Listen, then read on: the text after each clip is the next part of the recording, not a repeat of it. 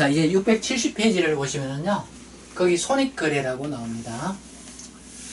뭐, 손익거래는 회계원리에서 다 배웠고, 뭐, 중급회계에서 뭐, 특별히 더 이야기할 거는 뭐, 별로 없을 것 같은데요. 그래도 쭉 정리하는 입장에서 보도록 할게요. 그래서 이제 그 손익거래, 일단 이익잉여금. 이익잉여금이라는 게 이제 장사해서 이윤 남은 거, 그거 주주가 안 가져가고 남겨두면 그게 이익잉여금이라고 하죠. 이익잉여금은 기처분 이익잉여금, 미처분 이익잉여금 이렇게 나눌 수가 있습니다. 미처분 이익잉여금, 아직 처분하지 않았다는 거죠. 기처분 이익잉여금은 어떤 게 있느냐? 이익준비금이라는 게 있고요. 이익준비금은 어떤 거냐면은 이렇게 상법을 배우면은 현금 배당 등을 할 때는 그 배당 금액의 10%는 이익 준비금으로 처분해라 이렇게 이야기하고 있어요. 가령 이제 현금 배당을 10,000원 한다 이러면은 11,000원을 이익 처분해가지고 주주한테 10,000원 주고 1,000원은 이익 준비금으로 이렇게 별도로 적립해둬라 이런 규정이 있어요. 그 왜 그러냐면은 그 이익이 나는 대로 배당으로 다 가져가면은 결국은 나중에 손해가 날 때 대비가 되지 않는 거죠. 그래서 그런 그 자본 충실을 위해서 이익준비금이라는 게 적립할 것을 상법은 요구하고 있는 거죠. 그리고 임의적립금, 뭐 감채적립금, 사채확장적립금, 배당적립금, 명칭은 여러 가지 있을 수 있는데 그런 임의적립금 있을 수 있죠. 그래서 이런 것들이 이익준비금, 이익잉여금 과목이다 이야기할 수 있겠고요.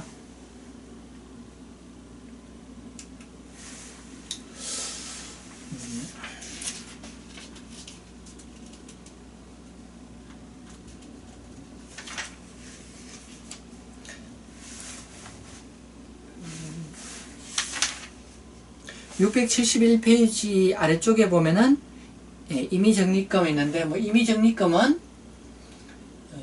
제한 없이 적립 가능하고 처분에도 제한이 없다 이런 이야기 할 수 있어요. 그리고 임의적립금은 적립금의 용도가 종료됐다라고 하면 다른 임의적립금으로 바꿔주거나 또는 미처분 이익잉여금으로 가져올 수 있다 이런 이야기 할 수 있어요. 여기 이제 예를 들어서 감채적립금이라는 걸 예를 들고 있는데, 가령 이익잉여금 처분에서 사채 상환에 대비하여 감채적립금을 적립한다. 이런 생각할 수 있어요. 사채 상환하는데 뭐 이익잉여금이 무슨 영향이 있느냐 이런 이야기 할 수 있어요. 그게 이런 거예요. 그 주주는 그 미처분 이익잉여금을 배당으로 가져갈 수 있거든요. 근데 회사가 이런 이야기 하는 거죠. 배당으로 다 가져가면 뭐 가령 1년 후에 또는 2년 후에 사채를 상환해야 되는데 기업에 돈이 남아있지 않을 텐데 어떻게 할 거냐. 그러지 말고 이번에는 남은 이익 가운데 일부를 감채적립금으로 적립해 두자. 그만큼 현금이 배당되지 않고 남아있을 테니까. 그래서 사채를 상환하는 때 그 돈을 좀 사용하자 이런 이야기를 하는 거죠. 그래서 감채적립금 자체는 사채 상환에 직접적인 영향은 없지만은 간접적으로 배당이 억제되는 그런 역할이 있다 이렇게 이야기할 수 있는 거죠. 그래서 감채적립금이라는 것을 적립할 수가 있겠고요. 그렇게 되면 이제 미처분 이익잉여금 없어지고 감채적립금이라는 임의적립금이 만들어지는 거죠. 자, 그리고 이제 시간이 흘러서 사채 만기일에 사채를 상환했다. 그래서 사채를 상환하면은 기업에 돈 빠져나가고 사채 나가고, 이렇게 해도 감채적립금은 남아있게 되죠. 그래서 임의적립금 가운데 이렇게 어떤 목적이 다 되고 나서도 남아있는 이런 감채적립금 같은 경우 어떻게 해야 되느냐, 이 감채적립금을 다른 과목으로 대체해 주는 게 적절해요. 왜냐하면 계속 감채적립금 이렇게 남겨두면은 부채 갚을 게 있나 이렇게 생각할 수가 있거든요. 그래서 직접 연관된 그 부채가 상환된 다음에는 감채적립금을 다른 과목으로 바꿔주는 게 적절하다 이런 이야기 할 수 있어요. 그래서 예를 들면은 뭐 별도 적립금이라는 명칭으로 바꿔주든지 임의 적립금의 하나죠. 그리고 미처분 이익잉여금으로 옮겨주든지 이렇게 할 수 있다는 거죠.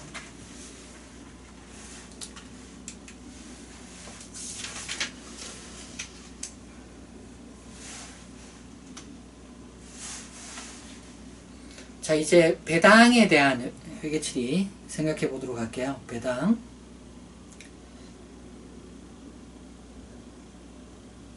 그 672페이지에 거기 중간쯤에 거기 줄 치도록 할게요. 기업이 지분상품의 보유자에게 주주에게 일정 금액을 배분하는 경우 그 배분 금액을 자본에서 직접 인식한다. 그래서 뭐 자본에서 직접 배분한다 이런 말도 있고 뭐 당기손익의 배분으로 한다 이런 말도 있고 따라서 배당은 이익잉여금 감소로 처리한다. 예, 그렇게 되겠어요. 그래서 기업이 배당을 지급하는 것은 부채에 대한 이자 비용하고는 좀 회계처리가 달라요. 부채에 대한 이자 비용 지급은 현금 나가고 이자 비용에서 당기 비용으로 인식하죠.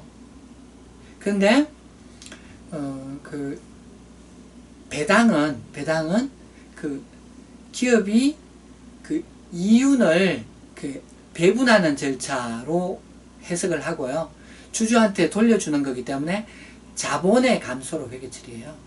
이윤이 남았는데 그 중에 일정 부분을 가져간다? 그럼 자본의 감소로 회계처리해요. 그래서 자본의 감옥 가운데 이윤을 인식하는 게 이익잉여금이죠. 그래서 이익잉여금 감소로 회계처리한다는 거죠.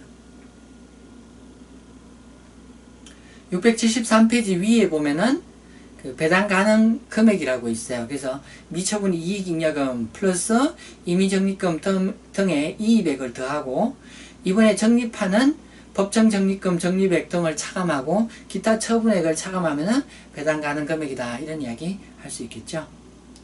자, 이제 673페이지에 보면은 배당 기준일 뭐 등이라고 있어요. 그래서 뭐 이거 회계원리에서도 배운 내용인데, 예, 여기 회계 기간이 있고, 그 다음에 뭐 가령 회계 기간이 12월 31일로 종료된다라고 하면은 12월 31일로 종료된다라고 하면은 12월 31일이 배당 기준일 이런 이야기를 하죠. 그리고 보통 이렇게 그 1월달, 2월달 뭐 결산을 해가지고 2월달 또는 3월달에 주주총회를 하죠. 그래서 주주총회일이 배당 결의일이 돼요. 그래서 여기 요 날짜 주주들에 대해서 이제 배당을 결의하게 되고요. 그래서 배당을 결의하게 되면은 그 배당을 결의한 주주총회 일에는 어떤 회계처리가 요구되느냐. 이게 이익잉여금 처분이기 때문에 미처분 이익잉여금을 줄여주고요. 현금 배당을 하기로 했다 이러면은 미지급 배당금 이렇게 인식될 거고요. 뭐 현금 배당에 뭐 10% 이익준비금 적립해야 된다라고 하면은 이런 게 등장하고 주식을 요 미처분 이익잉여금을 재원으로 해서 주식 배당을 하기로 했다라고 하면은 미교부 주식 배당금이라는 계정이 발생하게 돼요. 그래서 주주총회 일에는 이런 것들이 등장하고요. 그리고 실제 배당은 뭐 여기 주주총회 일에서 한 열흘 전후 되는 날짜가 되면은 실제 이제 배당이 일어나게 되는데요. 현금 배당하기로 했던 미지급 배당은 떨면서 현금이 나갈 거고요. 주식 배당하기로 했다는 부분은 떨면서 자본금, 주식 발행으로 인한 자본금 증가를 인식하면 되겠습니다. 그런 회계처리가 있을 거고요.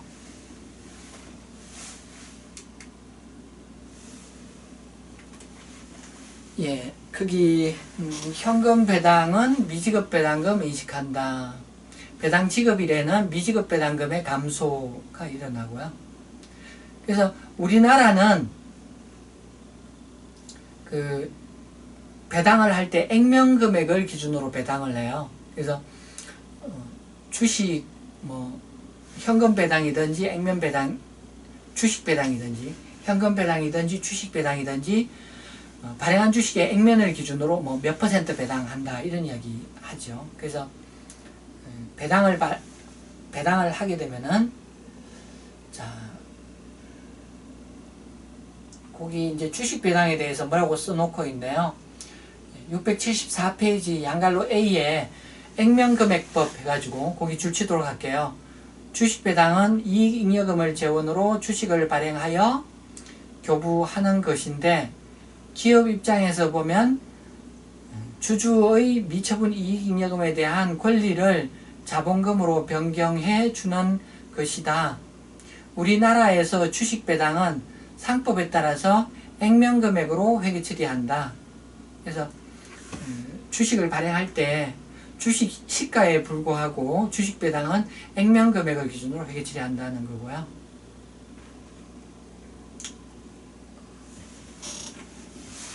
그러니까 이게 이제 발행하는 주식과 관련해서 이게 미처분 이익잉여금 없어지고 미교부 주식 배당금 이렇게 하는데, 발행하는 주식 수에 해당하는 그 주식 수 곱하기 주식 액면금액 한 만큼 미처분 이익잉여금이 없어지는 그런 회계 처리가 있게 되겠죠.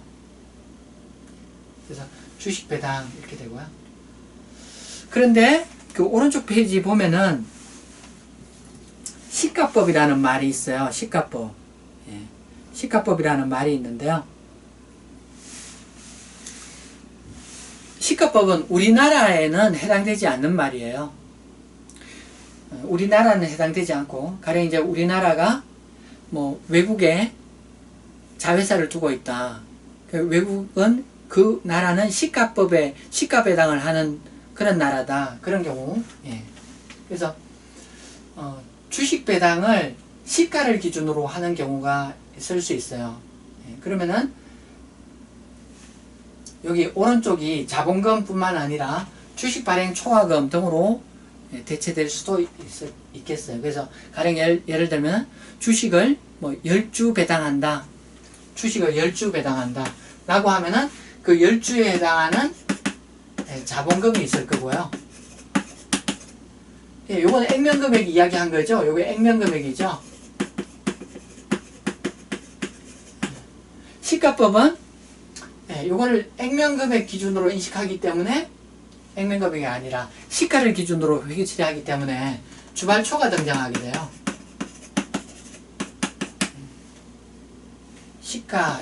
시가를 기준으로 회계 처리하게 되는. 그래서 같은 금액을 이렇게 미처분 이익잉여금 감소로 회계 처리해 줘야 되겠죠. 그래서 우리나라는 액면금액법이다. 그래서 주식 10주를 배당하기로 했다. 라고 하는 경우에 최종적으로 이제 회계 처리될 게 그 발행하기로 한 주식 수 곱하기 액면금액 이렇게 회계 처리돼야 되고요. 외국에 있는 회사가 시가 배당을 한 우리 자회사가 시가 배당을 한다라고 하면은 결국 회계 처리될 게 그게 10주다 라고 하면은 10주에 해당하는 만큼은 자본금, 액면금액 기준으로 자본금 이렇게 반영돼야 될 거고, 액면금액을 초과하는 그 시가하고 액면금액 차이, 그거는 주발초로 회계 처리된다. 요 점을 기억하시기 바랍니다. 자, 675페이지에 현물배당이라고 있어요. 675페이지에 현물배당이라고 있어요. 현물배당. 현물배당은 뭐 재산배당이라고도 하는데요. 기업이 갖고 있는 재산을 배당으로 주는 것을 현물배당이다 이렇게, 또는 재산배당이다 이렇게 이야기하는 거죠. 그 양갈로사 현물배당 첫 번째 줄 끝에부터 보기 줄치도록 할게요. 현물배당은 공정가치로 인식하므로 현물배당을 주주총회 등에서 결의하면은 공정가치에 해당하는 이익잉여금의 감소를 인식한다. 그리고 해당 자산을 공정가치로 측정하고 자산 처분 손익을 인식한다. 거기 이젠플이 있죠. 이젠플 2가 있어요. 그 내용을 한번 볼까요?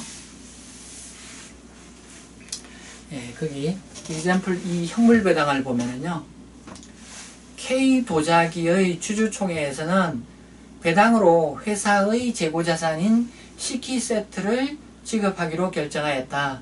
배당으로 지급할 식기세트의 장부 금액은 총 100만원이며 공정가치는 160만원이다.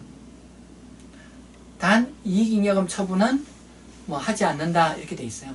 이익잉여금 이익준비금, 이익준비금 처분은 적용하지 않는다 이렇게 돼 있어요. 이익준비금은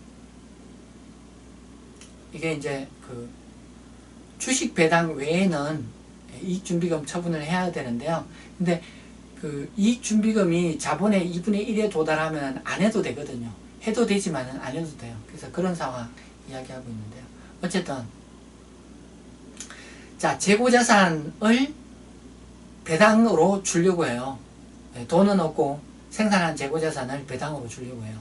그런 경우에 그 재고자산은 실현되는 것으로 회계 처리해 줘야 돼요.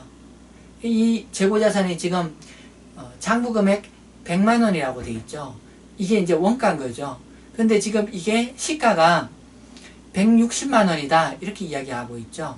그래서 시가가 160만원이면은 이게 공연가치로 그 현물 배당은 공연가치로 배당되는 그런 회계 처리를 해줘야 되거든요. 그러면 100만원짜리를 일단 160만원으로 만든 다음에 그 다음에 재고자산이 없어지면서 미처분 이익잉여금 160만원이 감소되는 그런 회계 처리가 있어야 되겠죠. 그래서 그렇게 하려면 어떻게 해야 되느냐? 그렇게 하려면은 결국 주주총회 1에 그 배당의 현물 배당에 따라서 재고자산이 그 실현되는 것으로 인식해 줘야 돼요. 그래서 처분 이익을 60만원 이렇게 반영하고요. 재고자산을 이렇게 60만원 이렇게 올려주는 거예요. 그래서 주주총회 1에 실현된 것으로, 이익이 실현된 것으로 한다. 그래서 60만원의 이익이 실현되고, 재고자산은 기존에 100만원이었는데, 얘를 60만원 올려서 160만원 이렇게 맞춰 놓는다는 거죠. 그리고 이제 처분이 있게 되는 거죠. 미처분 이익잉여금 160만원 없애면서 미지급 배당이라고 160만원 부채를 인식하고, 그리고 실제 재고자산을 지급하는 날에는 이 미지급 배당을 없애주면서 재고자산 160만원이 감소되는 그런 회계 처리가 있겠습니다.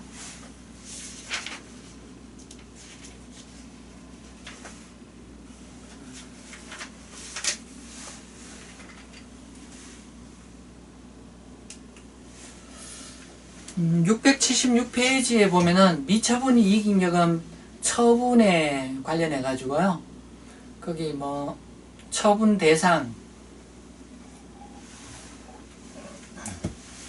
미처분 이익잉여금이 어디로 처분될 수 있느냐? 뭐 주식 배당이다. 그 다음에 법정적립금, 임의적립금이다. 감자차손 등과의 상계다. 요런 결과가 되면 이거는 그냥 자본 내에 머무르는 결과가 되는 거죠. 예, 자본 내에 머무르는 결과가 되고요. 사회 유출될 수도 있겠어요. 현금 배당을 하면은 사회 유출되죠. 그래서 미처분 이익잉여금이 자본 내에 대체될 수도 있고 사회 유출될 수도 있다. 이런 이야기 할 수 있겠고요.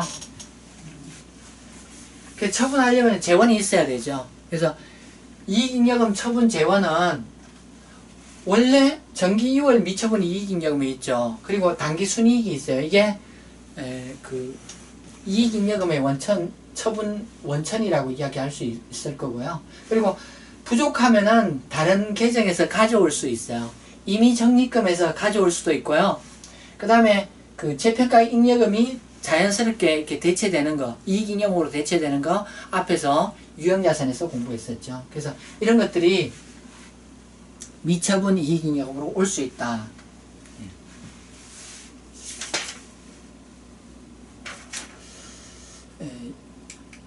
677페이지 아래쪽에는 보면은 이익잉여금 처분계산서라고 있어요. 다음 페이지 678페이지 보시면은요. 제일 위에 두 줄을 줄치도록 할게요. 상법 등 관련 법규에서 요구하는 경우에는 재무상태표의 이익잉여금에 대한 보충 정보로서 이익잉여금 처분계산서를 주석으로 공시해야 한다. 우리 옛날 회계 기준에서는 이익잉여금 처분계산서를 공시하도록 요구하고 있었거든요. 그래서 그 전통에 따라서 이익잉여금 처분 계산서를 지금 주석으로 공시하도록 요구하고 있어요. 그 이익잉여금 처분 계산서가 거기 양식에 있는데 보시면은 이제 미처분 이익잉여금이 있고 뭐 이렇게 임의적립금 등의 이입이 있고 합계가 있고 처분이 있고 차기 2월 이익잉여금이 있고 뭐 그런 양식인데요. 이게 이익잉여금 흐름을 그냥 나타내는 거죠. 오른쪽 페이지 679페이지에 보시면은요. 679페이지에 이익잉여금 처분 해가지고 이익잉여금 처분에 대한 문제가 있어요. 그 내용을 한번 보도록 할게요. 자, 보고기간 종료일 X1년 12월 31일 장부 마감 전 시산표 부분이 있어요. 그래서 뭐 자본 계정이 쭉 있고 뭐 매출 등 수익이 있고 매출원가 등 비용이 있고 이렇게 뭐 계정이 많은데 이렇게 축약해서 이렇게 매출하고 매출원가로 대표해서 표시하고 있는 것 같습니다. 그리고 뭐 재평가 잉여금 중에 이익잉여금으로 대체하는 게 5,000원 있다. 그래서 여기까지는 12월 31일에 반영돼야 될 회계처리죠. 요구사항은 뭐냐 하면은 뭐 날짜별로 뭐 분개하라 그런 내용이네요. 그래서 날짜별로 분개해보죠. 그래서 일단은 X1년 12월 31일에 분개할 게 있어요. 일단 여기 수익과 비용을 퉁쳐서 이익잉여금으로 바꿔주는 그런 회계처리가 필요하죠. 그건 이제 마감 분개 이렇게 이야기하는 거죠. 그래서 오른쪽에 있는 수익 과목 필요 없어요. 왼쪽에 있는 비용 과목 필요 없어요. 이게 BS에는 두 개 퉁쳐가지고 이게 이익잉여금이다 이렇게 표시하는 것만 필요하죠. 이 두 개가 필요한 게 아니죠. 그래서 매출 등을 퉁쳐가지고 제가 1,000원 단위로 답을 쓸게요.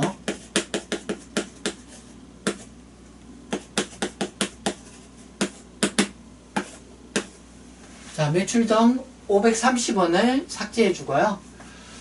얘를 이제 상대 과목으로 손익 이렇게 할 수 있을 거고, 그 다음에 매출원가 등도 상대 과목으로 손익 이렇게 하면서 삭제할 수가 있겠죠.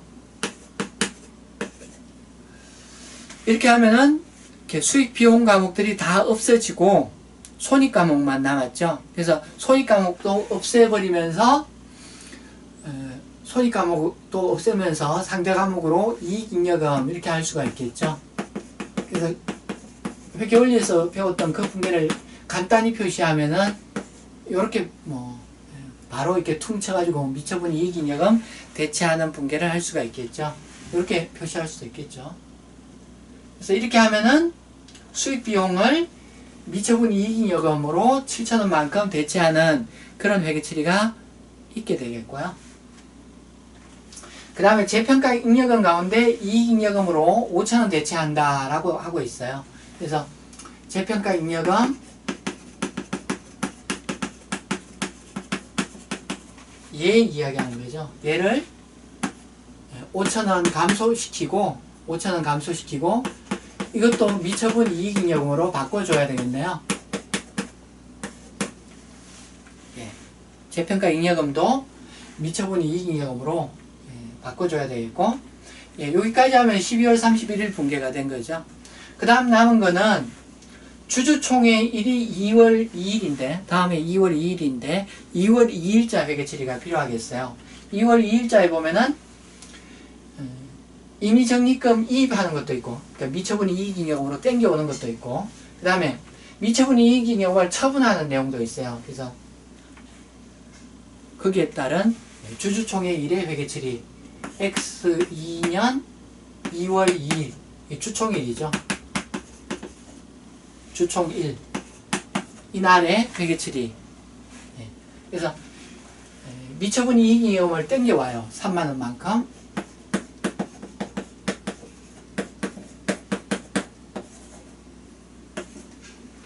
요거 이제 별도 적립금이라는 걸 없애준다고 이야기하죠. 그래서 별도 적립금을 3만원만큼 없애준다. 그럼 미처분 이익잉여금이 여기 22원에서 5원 증가하고 30원 증가하고 이런 모양이 되겠죠. 자, 그 다음에 이제 미처분 이익잉여금 처분이 있어요. 그래서 미처분 이익잉여금 감수가 있는데요. 주식 할인 발행 차금, 얘가 마이너스 금액인데 결국 이제 차변 잔액이죠. 차변 잔액은 9,000원 없애준다고 이야기하고 있어요.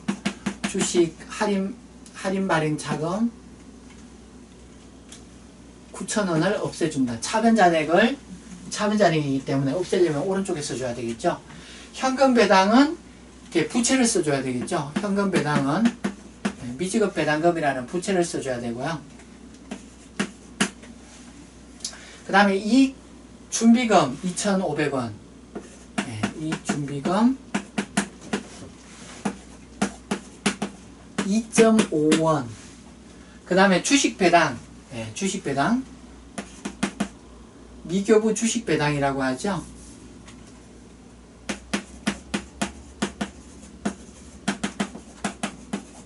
미교부 주식 배당으로 이식할 게 20원 되네요. 이것도 자본이고, 그 다음에 뭐 해외 투자 적립금이라는 임의 적립금이 6,000원 반영돼야 되고요. 그래서 미처분 이익잉여금으로 처분돼야 될 게 여기 쭉 있어요. 금액이. 그래서 이것들을 합하면은 62.5, 62.5만큼 미처분 이익잉여금이 처분되는 그런 상황이고요. 이렇게 하면 이게 주주총회 1회 해야 될 거죠. 주주총회 1회 임의적립금 끌어오고, 그 다음에 이익잉여금 처분에 따라서 처분되는 내용대로 이렇게 반영하는 게 필요한 거죠. 자, 그 다음에 뭐가 남아있어요? 현금 주식은, 배당 결의에 따른 현금 및 주식은 2월 20일에 지급했다라고 되어 있어요. 그래서 X2년 2월 20일 배당 지급이에요. 배당 지급. 배당 지급은 여기에 남아있는 거, 이제 현금 배당은 돈을 나눠주는 거죠. 여기 25원의 현금을 주주들한테 나눠주면 되겠고요. 그 다음에 여기 미교부 주식 배당에 해당하는 건 어떻게 해야 돼요?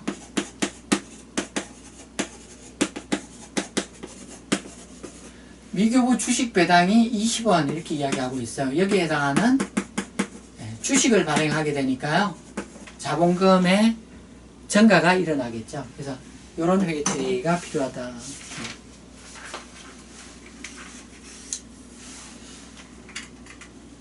자, 그래서 이제 이익잉여금이 어떻게 돌아가는지 이제 여기까지 하면 좀 이해가 충분히 됐을 거라고 생각합니다. 이제 680페이지를 보시면은요, 미처리 결손금이라고 있어요. 680페이지에 보면은 미처리 결손금이라고 있어요.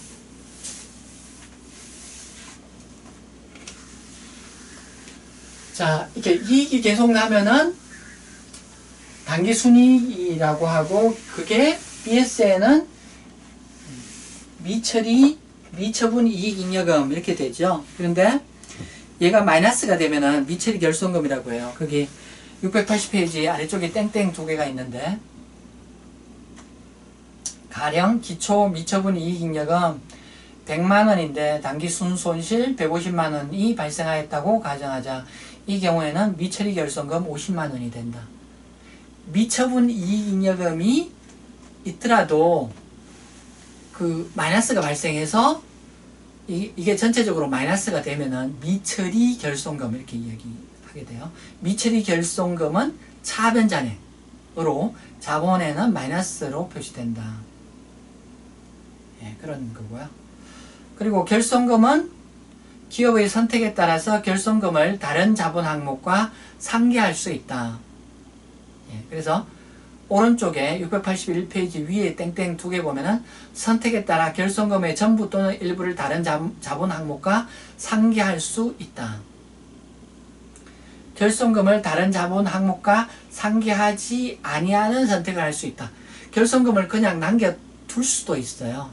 그래서 상계를 하든지 하지 않든지 기업이 자율적으로 정할 수 있다는 거죠. 거기 681페이지에 케이스 8이 있어요.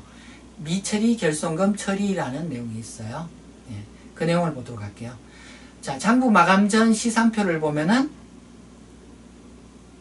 미처분 이익잉여금이 거기 10,000원 있죠.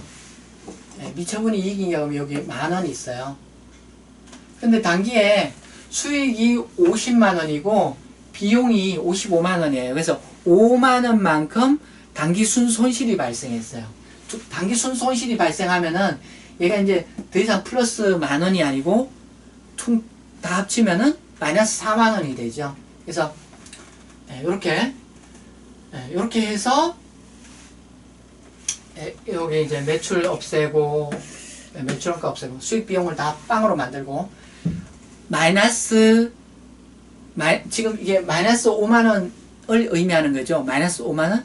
마이너스 50,000원이면은 여기 미처분 이익잉여금 얘를 일단 갖고 와서 이렇게 삭제하고요. 나머지 40,000원을 미처리 결손금 이렇게 한다는 거죠. 미처리 결손금. 결국 미처리 결손금은 이렇게 차변에 등장하게 되죠. 미처리 결손금. 차변에 등장하죠. 근데 얘가 자본 과목이니까 오른쪽에 표시하려면은 이렇게 오른쪽으로 넘겨서 마이너스 표시된다는 거죠. 마이너스 표시. 그런데 거기 문제에 보면은 양갈로 2에 주주총회 X2년 2월 20일 결의가 결손금은 임의적립금과 이익준비금과 상계한다. 그래서 임의적립금 그리고 이익준비금과 상계한다 라고 했을 때 회사는 이렇게 결손금이라는 것을 이렇게 표시하기가 싫다는 거죠. 그래서 주주총회에서 결손금을 자본 항목과 상계해라. 자본 항목 가운데 임의적립금 1순위, 그 다음 이익준비금 그런 순서로 상계해라. 그런 이야기 하고 있어요. 그래서 얘를 삭제하고 싶다? 어떻게 하느냐? 반대편에 써주면서 여기 별도 적립금 여기 20,000원 있네요. 그래서 얘를 20,000원 이렇게 상계해주고 그래서 이렇게 상계가 되고 그 다음에 나머지는 이익준비금에서 없애주라. 이렇게 하면은 미처리 결손금이 결손보전이라는 방법을 통해서 없어졌다. 그런 이야기 되겠습니다. 이제 682페이지를 보도록 할게요. 자, 682페이지에는 보면은 거기 기타 포괄손익 OCI 누계액에 대해서 있어요. 그래서 여기 OCI 누계액들이 있는데 이거는 각 해당되는 그 OCI 과목, 그래서 앞에서 이미 유형자산 공부하면서 재평가 잉여금이라는 거 공부했고, 그 다음에 이제 지분상품, 채무상품 공부하면서 매도가능 금융자산 처분 손익이라는 거 배웠고, 그래서 그런 OCI 누계액에 대해서 공부했는데요. 그래서 나머지도 해당되는 개정 과목을 공부할 때 이제 공부하게 되겠어요. 그래서 자세한 설명은 여기서 하지는 않도록 하고요. 이제 683페이지에 보면은 자본변동표라고 있어요. 자본변동표 보도록 하죠. 자, 여기 자본변동표 이그젬플이 있어요. 자본변동표도 이제 기간에 대한 내용이거든요. 그래서 이 회사는 뭐 예를 들어서 여기 자본금, 자본잉여금, 자본조정, OCI 누계, 이익잉여금, 자본을 이렇게 구분하고 있는 회사예요. 그래서 자본변동표 문제가 추워지려면은 이 회사의 자본이 어떻게 구분되는지 그게 문제에서 제시돼야 돼요. 왜냐면은 요 자본 구분이라는 게 앞에서도 말씀드렸지만은 책마다 달라요. 왜냐하면 IFRS에서 특별히 상세하게 규정을 하고 있지 않기 때문에 책마다 좀 달라요. 그래서 지금 그 많은 책에서 지금 요런 구분을 하고 있기 때문에 여기서도 이제 요렇게 자본을 구분하고 있고요. 자본 변동표는 먼저 요 각각의 기초금액이 얼마인지 기초금액이 얼마인지 이렇게 쭉 쓰고 있어요. 그럼 요거는 기초 BS랑 일치하는 금액이겠죠? 기초 BS랑 일치하는 금액이겠죠. 그리고 자본 변동표가 최종적으로 나타내는 숫자는 뭐냐 하면은 기말 BS. 기말 BS의 각각의 금액이 얼마인지 BS와 일치되는 금액이 마지막으로 등장하게 되겠어요. 그리고 자본 변동표가 나타내고자 하는 내용은 뭐냐 하면은 요 자본의 구분 항목별로, 구분 분류별로 단기 중에 어떠한 변동이 있었는지를 표시하고 싶은 거예요. 단기중. 지금 여기 X1년 1월 1일부터 X1년 12월 31일. 여기 기간이 20X1년 1월 초부터 12월 말까지. 요 기간에 자본에 어떤 변동이 있었는지. BS를 보면 되지 않느냐? BS에 정기 BS 자본도 있고 단기말 BS 자본도 있는데 그거 보면 되지 않느냐? 기초금액, 기말금액은 그 두 개를 통해서 확인되지만은 단기에 그 항목별 변동 이유가 무엇인지에 대해서는 BS 보고 알 수가 없죠. 그래서 그 항목별 변동 이유를 설명하기 위해서 만든 표가 뭐냐? 자본 변동표예요. 그래서 그렇게 보면은 그래서 이제 뭐 단기 중에 기초에 이제 자본금이 뭐 100억이었는데 기말에 자본금이 150억이다. BS에 각각 확인되는 내용이지만은 자본 변동표에는 단기 유상증자라고 뭐 50억 이렇게 기재한다는 거죠. 뭐 이익잉여금 마찬가지예요.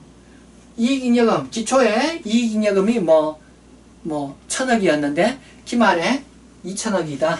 너무 큰가요? 2000억이다. 이유가 있겠죠. 가장 큰 이유가 뭐겠어요?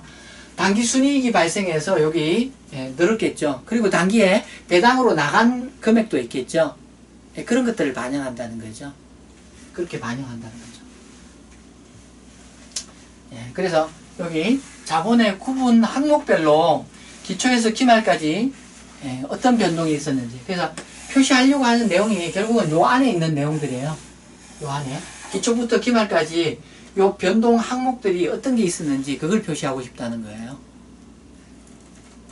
그래서 이렇게 보면은 그 BS나 IS는 우리가 분계에 많이 의존해 가지고 BS나 IS 그 결과물이 나왔는데요. 분계에 의존해 가지고 BS나 IS가 그려졌는데요. 자본 변동표는 그게 아니고 그냥 이렇게 칸 채우기예요. 분계에서 이렇게 결과가 만들어진다 그렇게 생각할 게 아니고요. 그냥 칸 채우기예요. 단기에 정자 있었냐?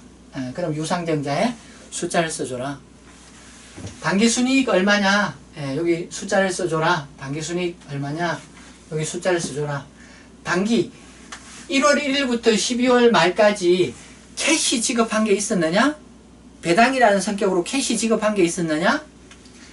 그럼 여기 배당이라고 여기 써줘라 하는 거죠. 요게 1월 1일부터 12월 말까지 그 사이에 캐시 지급한 배당이 있었느냐 이런 이야기를 제가 지금 하고 있는 거죠.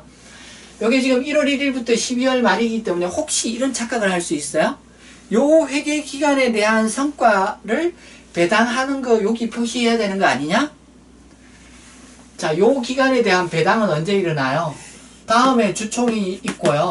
다음에 뭐 가령 예를 들면은 20X2년 2월 2일 날 주총이 있고 그리고 뭐 2월 20일 날 배당 지급이 일어나죠. 그 한 2월 20일이나 이때쯤에 배당이 일어나죠. 그럼 요 내용은 지금 요 자본 변동표에 들어오는 게 아니고 이 다음에 자본 변동표에 반영되는 거죠. 요 다음에 자본 변동표에 반영되는 거죠. 그래서 요 기간에 실제 배당이 일어난 것만 반영된다. 이런 식으로 표시를 하게 되겠고요. 그래서 그런 내용이다. 뭐 683페이지에 뭐 자본 변동표에 표시할 항목 지금 요런 내용들 구분된 거, 그 다음에 기초금액, 기말금액, 그 다음에 단기에 어떤 변동이 있었는지 그런 게 표시돼야 된다. 근데 그게 이제 표시할 항목 가운데 이런 게 있어요. 좀, 거기 683페이지 1 자본 변동표에 표시할 항목 해가지고 두 번째 동그라미에 자본의 각 요소별로 회계 변경 또는 오류 수정에 따라 소급 적용이나 소급 제작성의 영향 그런 말이 있어요. 그거 아직 배우지 않은 말인데요. 자, 요거 이거는 지금 이제 우리 우리 책 23장에 가면은요, 예, 우리 책 23장에 가면은 회계 변경이라고 오류 수정, 회계 변경과 오류 수정이라는 게 있어요. 그래서 23장에 가면 배우는 내용이에요. 23장에 가면 배우는 내용인데 무슨 이야기냐면은 전기말 BS에 이렇게 숫자를 공시했죠. 전기말 BS에 이렇게 해서 발표를 했다는 거죠. 근데 전기말 그 숫자가 단기에 와가지고 아 틀렸다 이렇게 이야기하는 경우가 있을 수 있어요. 그게 어떤 경우냐? 과거에 오류 수정이 있어가지고 과거에 잘못한 게 있어가지고 단기에 와서 그 오류를 발견한 경우에는 기초 숫자가 수정돼야 되겠죠.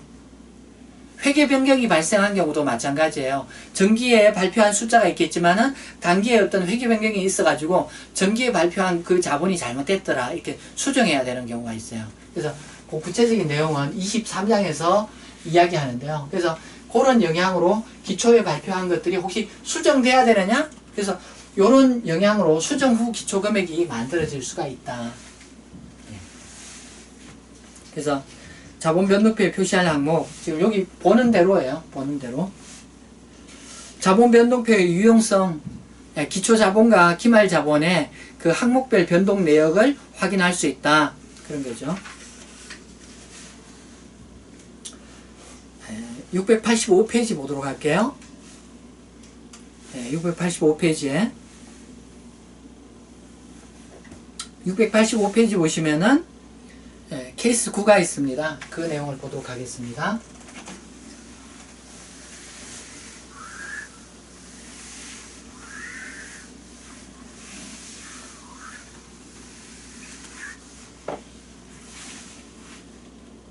예. 케이스 9를 보면은 다음은 X1년도에 다음은 2000X11년도에 설립된 Y전자의 최근 보고기간 말 자본을 표시한 거다. 그래서 거기 2000X13년 말, 그 다음에 X14년 말. 그래서 만들어진 지 지금 이제 4년 된 회사인데요.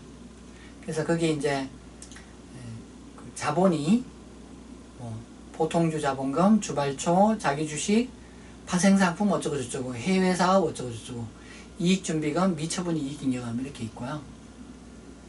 그래서 X13년하고 X14년하고 자본 합계가 거기 나와 있고요. 아래는 X14년 중 총 자본 변동에 관한 정보 일부이다 이런 내용이 있고요. 양갈로 1원 보면은 회사는 X13년까지 재고자산 단가 결정 방법으로 평균법을 적용하였으나 X14년부터는 선입선출법으로 변경하였다. 자, 단기 X14년에 와서 회계 변경이 있었다고 이야기해요. 그래서 회계 변경이 있으면은 옛날 거를 다 수정해 주거든요. 그래서 옛날 거 다 수정하면은 보통 이제 그 이익잉여금이 바뀌게 돼요. 그래서 이익잉여금이 과거 거 수정되는 이익잉여금이 얼마냐? 36만 8천 원이다. 이런 이야기 하고 있어요. 여기에 대한 자세한 내용은 뭐 23장에 가면 배우니까요. 뭐 그렇구나 이렇게 넘기면 좋겠어요. 자세한 내용은 지금 알려고 하면은 너무 성급하고요. 그 다음에 양갈로 2에 보면은 회사는 X1년 기초에 취득한 특허권, 이게 X11년이면 이게 창업한 연도죠. 이때 기초에 취득한 특허권, 이게 내용연수 10년 정액법 상각 대상인데 이거를 자산으로 회계 처리하지 않고 비용으로 회계 처리했다. 그것을 X14년 올해에 발견했다. 이런 이야기하고 있어요. 그럼 이게 얼마짜리예요?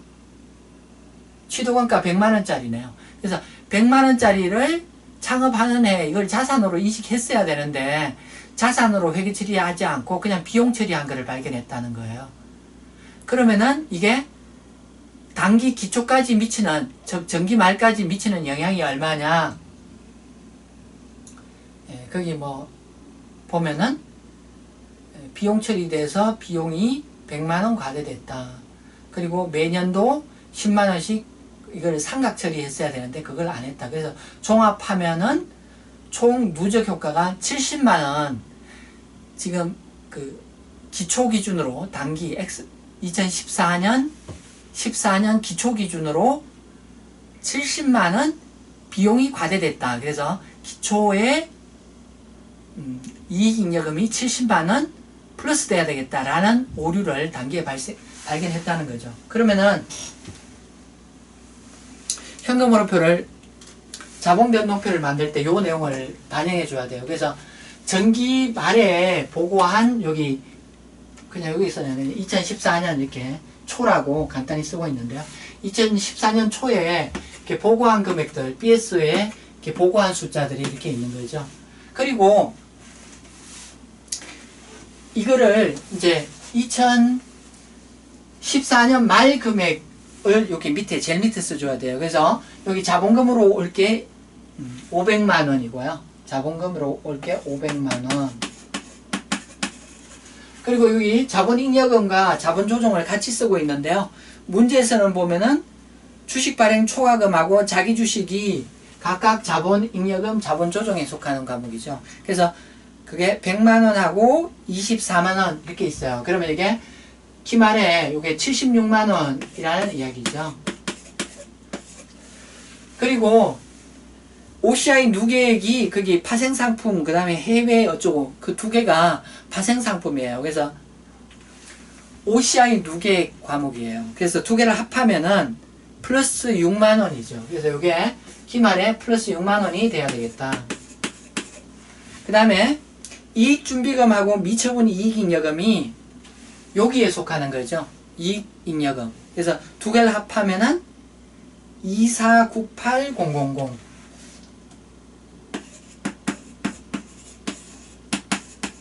그래서 다 합해서 8318000. 네. 그래서 기초 BS의 자본이 이 금액이었는데 기말 BS의 자본이 이 금액이라는 거죠. 그래서 여기 자본 변동표가 해야 될 거는 각각의 이 분류별로 어떠한 변동이 있었는지를 표시해야 돼요. 근데 이 표시 가운데 제일 먼저 할 거는 뭐냐면은 회계 변경 누적 효과하고 오류 수정을 해줘야 돼요. 오류 수정은 이익잉여금이 전기에 발표한 얘가 잘못됐더라. 70만원 얘가 과소됐다. 그래서 70만원 플러스 돼야 된다. 이런 이야기 먼저 하고 있고요. 그 다음에 이제 회계 변경이 있었어요. 이게 36만 8천원. 전기에 발표한 이익잉여금이 잘못됐더라. 이게 36만 8천원 플러스 돼야 된다. 이런 이야기 하고 있어요. 그래서 요렇게 반영하면은 수정 후 기초금액이 뭐 이렇게 128000 이렇게 되고요. 나머지는 이게 변동이 없는 거죠. 나머지는 변동이 없는 거죠. 그리고 단기에 양갈로 3에 보면은 14년에 단기순이익 및 배당 이렇게 있어요. 단기순이익이 14년에 회계변경 및 오류수정 반영 후 45만원이다. 이렇게 이야기하고 있어요. 그래서 여기 일단 단기순이익이 반영돼야 되겠죠. 그래서 단기순이익이 45만원.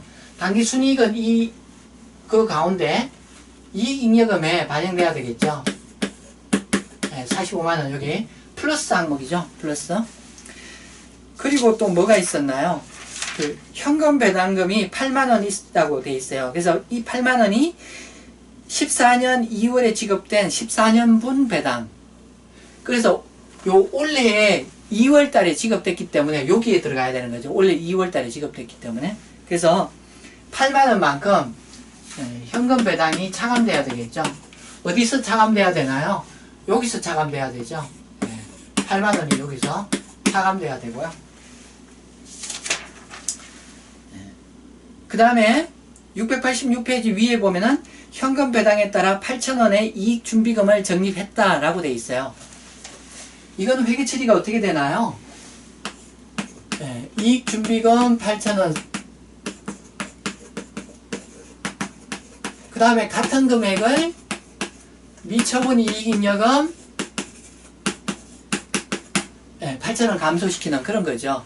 근데 이게 미처분 이익잉여금도 여기에 있고 이익준비금도 여기에 있고 그런 거죠. 그러니까 요 항목 속에서 플러스 마이너스가 생긴 거죠. 그러니까 여기 반영할 필요가 없는 거죠. 여기 다 얘가 이익잉여금 과목이기 때문에 여기에 반영할 필요가 없겠어요.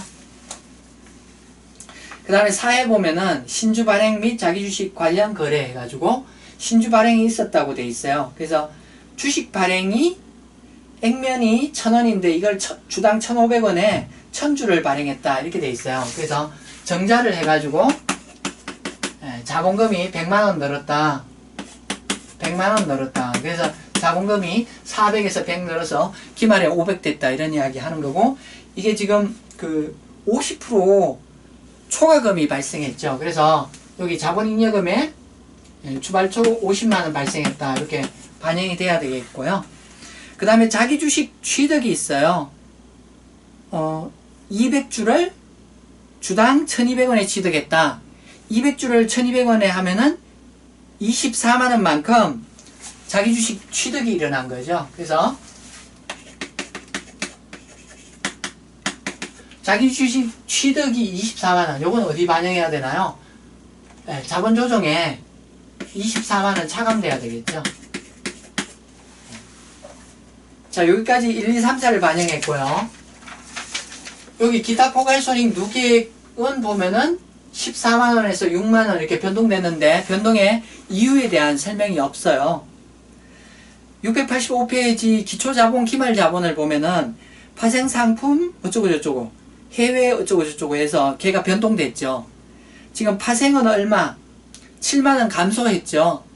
네, 파생은 7만원 감소하고 그 다음에 해외는 마이너스가 증가했으니까 만원 감소했죠. 즉 합하면은 8만원의 감소가 각각 7만원 만원에서 8만원의 OCI 누계액이 발생한 거죠. 그래서 이걸 보고 써주는 수밖에 없겠네요. 그래서 파생 어쩌고저쩌고 해외 어쩌고저쩌고 둘 다 안 배운 거지만은, 그래서 이 두 개가 하나는 7만원 감소하고 또 하나는 만원 감소하고 총 8만원 감소했다고 이렇게 반영해 주면 되겠어요. 그래서 이렇게 하면 여기 아기가 딱딱 맞게 돼 있죠.